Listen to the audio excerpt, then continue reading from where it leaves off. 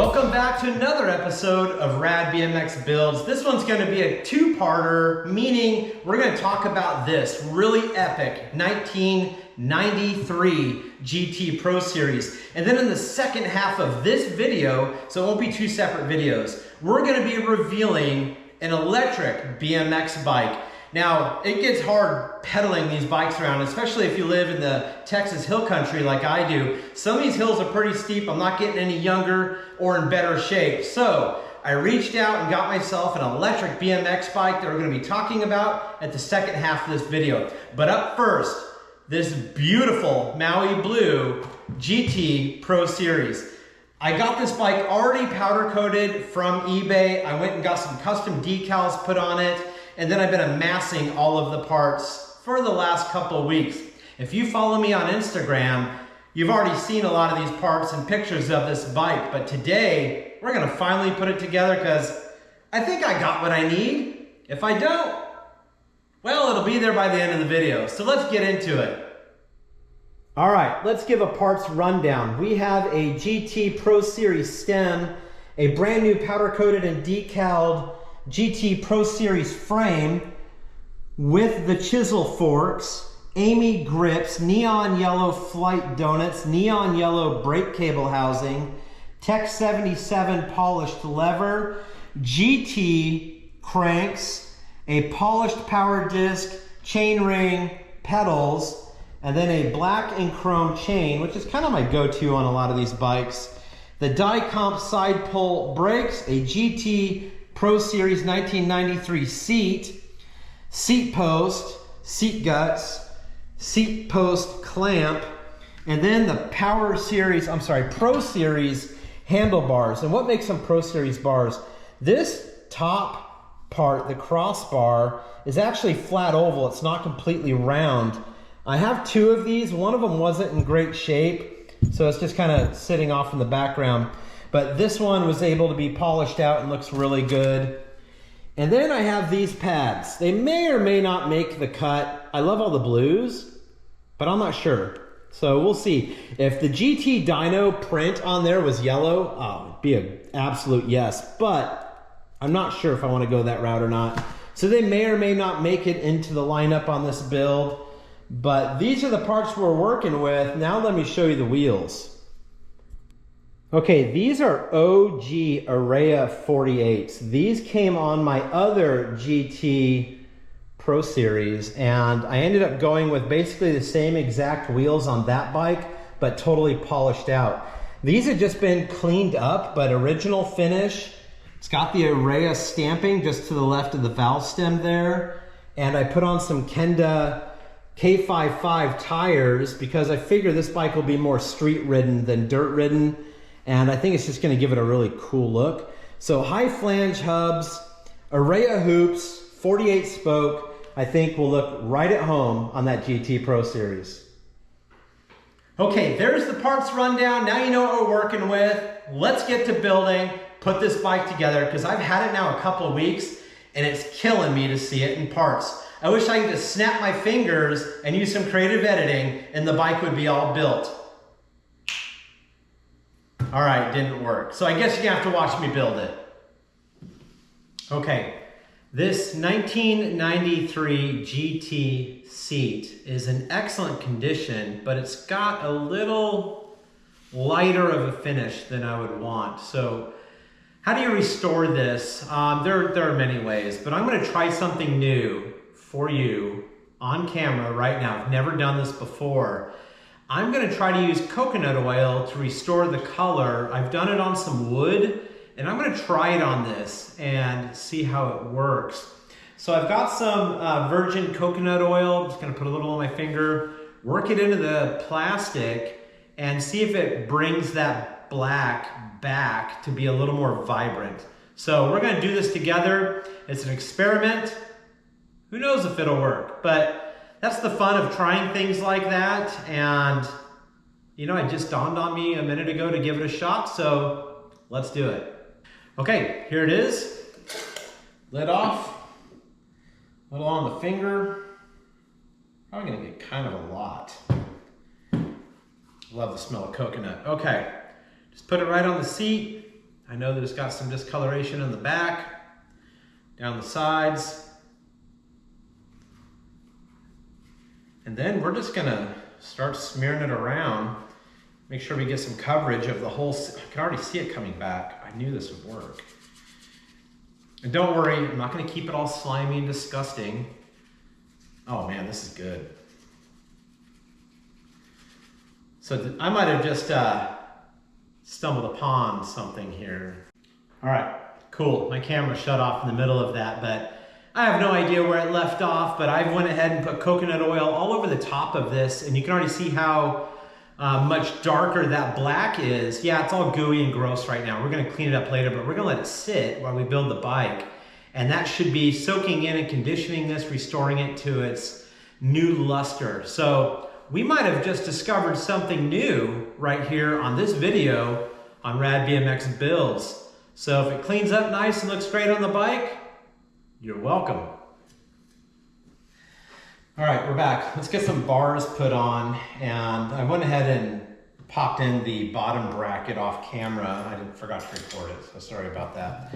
But we're gonna go ahead and put on these bars. Then we're gonna move down to the seat post, seat guts, all of that. We're basically gonna get the entire bike mocked up except for the wheels and the cranks. I do those always last because I like to work on a table. I like to have everything out.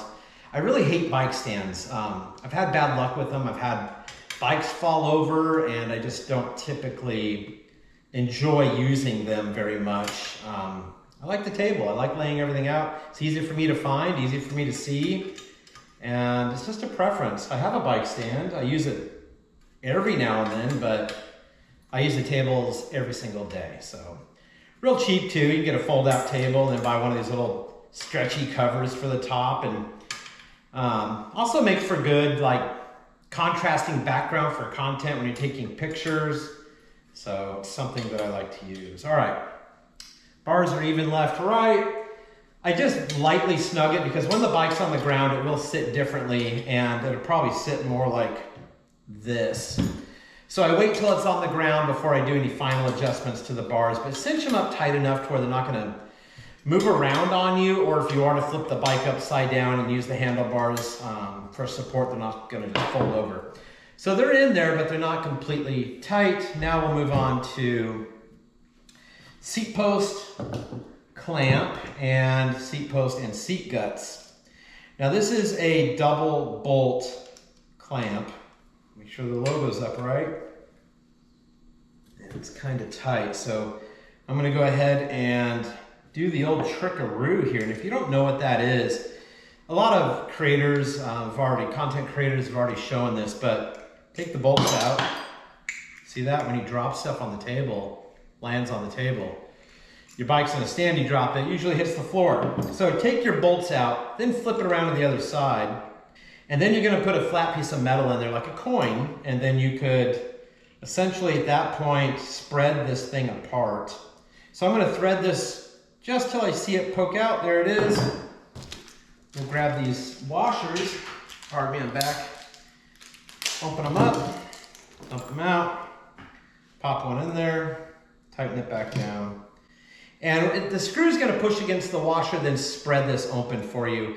And that's so you're not destroying your stuff by shoving a flat blade screwdriver down in there or any of that madness that I'm definitely guilty of doing, I'm not gonna lie. But this seems to work pretty good.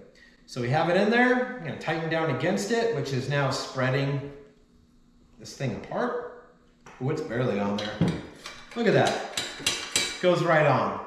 So now we just back that screw back out. Give me my washer back. It's an axle washer, I'm gonna want that later. Take your screw out, then put it back in the side it belongs in, and voila, we now have a seat post clamp on top of the seat post stay without absolutely destroying it or using a hammer trying to get it on there. It takes a minute, sure, no problem. But you could, wow, it tightened right on there. So let me see if I can just spin it real quick. Yeah, piece of cake. Bro, I put it on upside down. See, that's that stuff. That's that, you know what I'm gonna say. That's that thing that drives me crazy. Every single bike has its thing, and I think I just had the thing with this one. So all that work to spread this thing apart and put it on there, take it out, it tightened on its own, and it's upside down. So rad, love it. Now we can take that washer out. Wow, that took 10 times longer than it should have. Probably because I'm filming it. You're probably, oh my God, I'm bored out of my mind. Sorry about that, but this is the way bike building goes. And a lot of you said, hey, stop just speeding up your builds. You want me to talk through it, and you think that's entertaining. Well, if this is entertaining for you, cool. I don't know how much I'm gonna be doing builds where I just, oh my God, keep talking through them. And you're gonna see all the bloopers, trials, and tribulations, but that's part of how it goes in real life. And it's not always glamorous. I think it's funner when you speed it up and then just give little updates along the way. Make sure that's perfectly straight. There it is. Seat post. We'll put it roughly right there. Again, I'm not gonna overly tighten it down.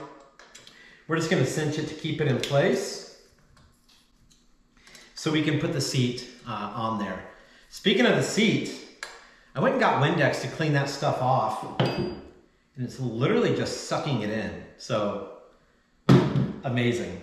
Still gooey. I went and washed my hands after putting that stuff on. Still gooey. All right. So we're gonna hold off and let that sit a little bit longer. Let's go ahead and move on. We're gonna do the brake lever and the grips, and then we can run the brake cable down to the rear brake while we let that seat sit a little bit longer with some of that coconut oil, which smells really good, by the way. It smells like a tropical drink, which would be really nice about now. Little special tropical coconut. Oh man, I need a vacation, which sounds really good. A little Mexico trip or something.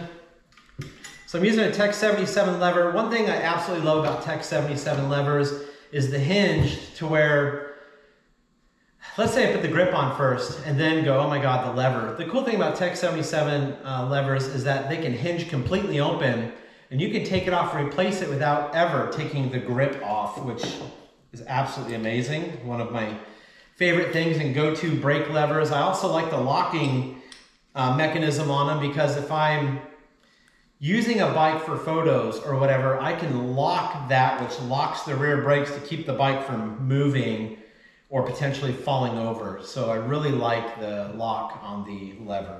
Absolutely killer. All right, let me grab the hairspray, because I'm old school, and we'll put the grips on.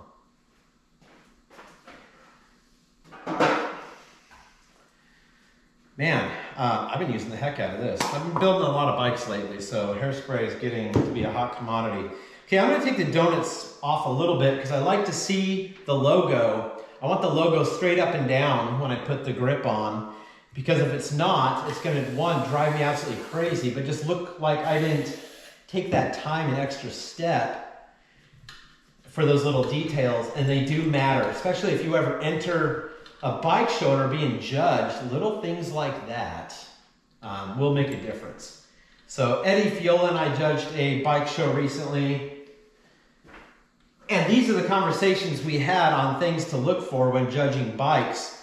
Whether or not the valve stem cap lines up with the logo on the tire, whether or not the branding on the grip is straight up and down, or it's just crooked like they threw it on there, or if the grip is even twisted and that it doesn't line up nice and straight. So make sure your grips, takes 2 seconds, are lined up and looking right. All right, grips are on. I love the color, they look so good. These are the new Amy grips that are basically a Maui blue, and they look fantastic. And then I put a lever cover on the lever here in blue. Kind of a lot of blues going on, but I think the balance is really good. And a lot of silver chrome polished looks as well, because I wanted to try to bring out a little bit of the chrome in the decal and a few other things. So, okay, levers on, grips are on. Let's go ahead and put a rear brake on, and then we're gonna run the cable. So the trick is with the Pro Series is they have a flat oval brake bridge. So if you put one of these spacers on that have this deep half moon cutout, it will pinch and bend that brake bridge. So in order to avoid that, what I like to use are, here we go, got a couple black ones right here. These are axle washers, and I can put them on both sides of the brake bridge as a spacer. And then I can put the brake against that instead, and essentially create a flat point for it to push on without collapsing or denting the brake bridge, and that's a good way to preserve it without it getting absolutely jacked. So we put the spacers on the top and bottom. I'll show you that in a minute. Let me get a nut on here so it doesn't all fall apart on me. Okay, so you can see now that black washer sits flat on that brake bridge on top and on bottom, and it's in replacement of these deep cutted spacers that they give you. And it's just little tricks like that that'll help preserve this frame over time and prevent it from getting destroyed. Okay, for the brake cable, I ordered 4 feet of neon yellow brake housing, which matches the letter outline perfect and also matches the donuts perfect. So I ordered this from Pork Chop, and you can order this in whatever foot you want, 1, 2, 3, 4, 5, so on and so forth. They'll measure it out, cut it, and send it to you. I already had a bunch of brake cable, so we're gonna measure this out from the brake lever, give it some slack, run it down the top tube to the rear brake, then cut it to the length we need. Then we'll run the cable through there and cinch it all up.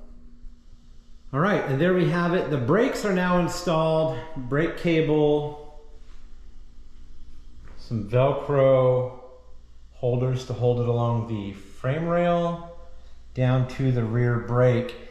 And don't forget to put your cable ends on there so your cables don't fray. And there she is, pretty much mocked up. We're ready to probably put some seat guts in this seat. But I'm gonna go ahead and Windex the seat down so it's not oily and gross. Put the seat guts in and then put it on the bike. Okay, and there you go, one 1993 GT Pro Series seat.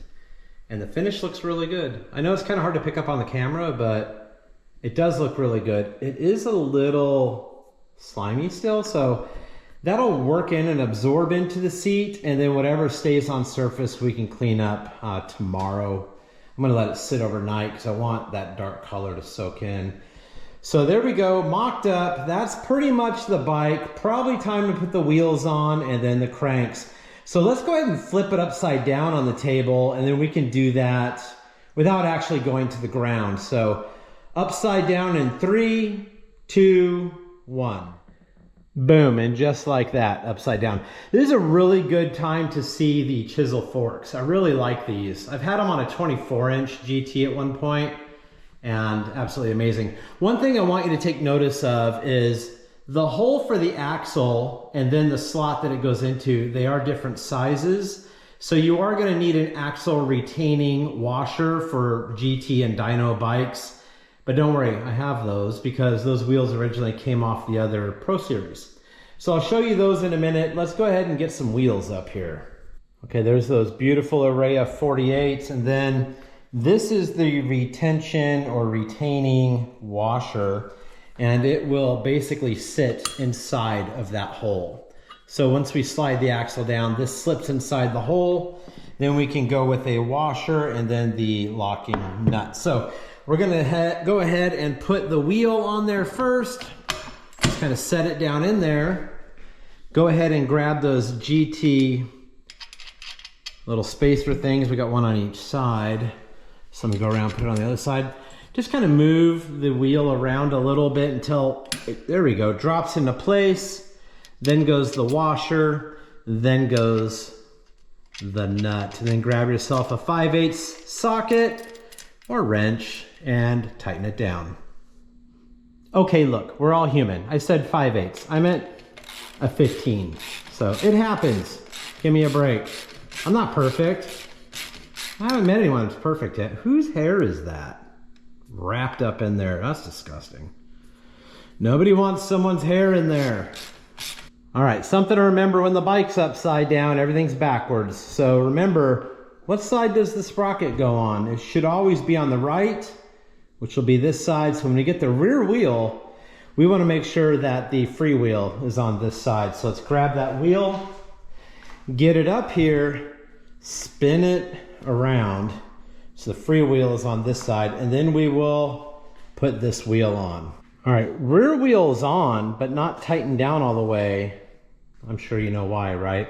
Because once we get the sprocket on there, it's chain, and then we might have to move this around a little bit based on the length, the exact length of the chain. So just hand tighten this. No need to over tighten it and jack up all your powder coat or anything like that. Don't tighten it down until you're absolutely sure everything's where you want it. So next thing we're gonna put on basically is this monster, but I need to grab this spindle hat, and we're gonna go ahead and open this bag up, put it on, and then we can put cranks on. Okay, now that that's on there, here's the trick. You see how many splines are in this, and it's absolutely ridiculous because you need to get these perfectly aligned and matched up. You also notice how there is a chainring retention bolt hole in this side. There's also one in that side. So how do you know which is the left and which is the right crank arm? Easy.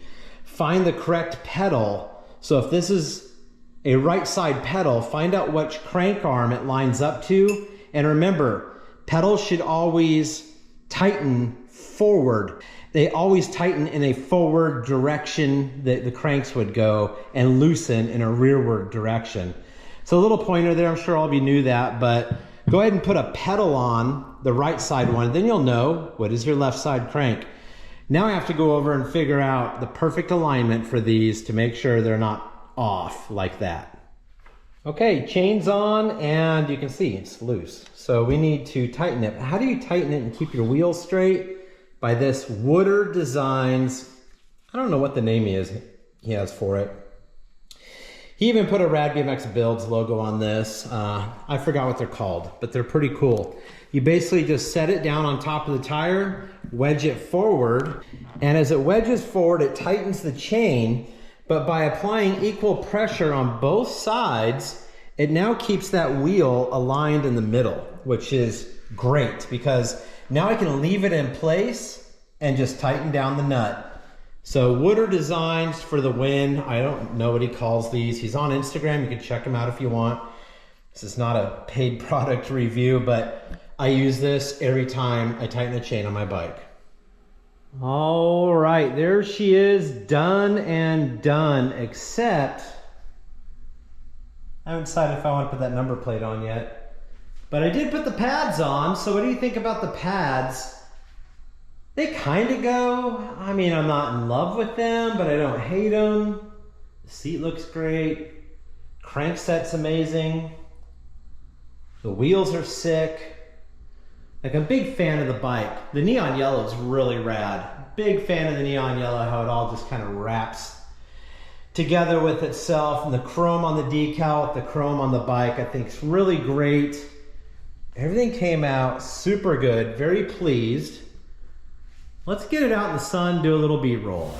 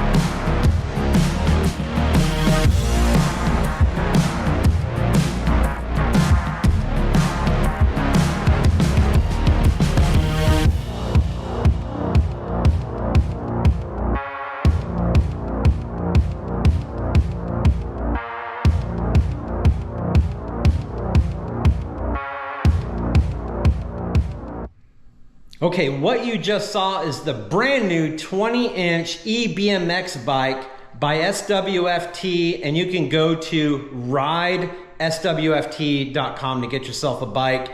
Use the link right there below in the description, and you can use me as an affiliate. Go over there, maybe get a discount if you want one of these bikes. They're really rad. Now, I gotta be perfectly honest, I live in a very hilly area, and you definitely need to use the pedal assist in getting up some of these steeper hills. But on the flat to moderate terrain, this thing is a lot of fun. And it's basically the closest you're gonna get to an electric BMX bike. There's a lot of electric bikes out there, and I've seen a lot, I've owned a lot, but this one looks more like an electric bike than any other electric bike I've seen. Okay, right out of the box, this thing is very capable, but you know me. Builds is in the title. So I had to customize it a bit with some simple add-on parts that anybody can do. And the really rad thing about that is that they are just regular BMX parts. There's nothing special that needs to be purchased because it's an eBMX bike. So I've swapped out a lot of things. Let's do a quick go over and show you what I added to this bike. Okay, starting right up top, I customized an Amy grip for the twist throttle right there. So all I did is measured it, cut the grip, and put it on there. And Amy grips are one of my favorite go-tos. And then we did the Haro 1B series plate. And then over here you can see the Amy grip again, and I had an SE donut laying around, so I put that on there. And then Flite Urban Camo pad set, frame, stem, and bar pad. And I went with the matching tires to give it kind of that urban riding look. This bike was already murdered out, completely blacked out, except for the white logo. So I wanted to keep kind of that urban stealthy look, but add a little bit more white to it. So the pads were a great idea. And then I followed that white down to the chain and the pedal, and just to give it a little more balance. And for just a little bit of show, we added a night bike seat post clamp, and I had a takeoff chrome stem that I added to that. And for a little more comfort, I didn't use their seat. I added a GT cruiser seat just because I wanted a little more cush. To be perfectly honest, I needed that little extra comfort, so I added it to the bike. Okay, that was the 1993 GT Pro Series. It's a really cool bike. Came out really good. I like the color quite a lot, but I won't be hanging on to this one. This will be available on the website when I get it uploaded. So I hope you liked that bike. I hope you liked the electric BMX bike. It's really one of the coolest, more accurate electric BMX bikes out there on the market. I'm really happy with mine. I really love riding it around. I ride it just about daily, and it's a lot of fun. So I hope you go get one. I hope it's a lot of fun. I hope you enjoyed the video. Please consider subscribing, and as always, stay rad.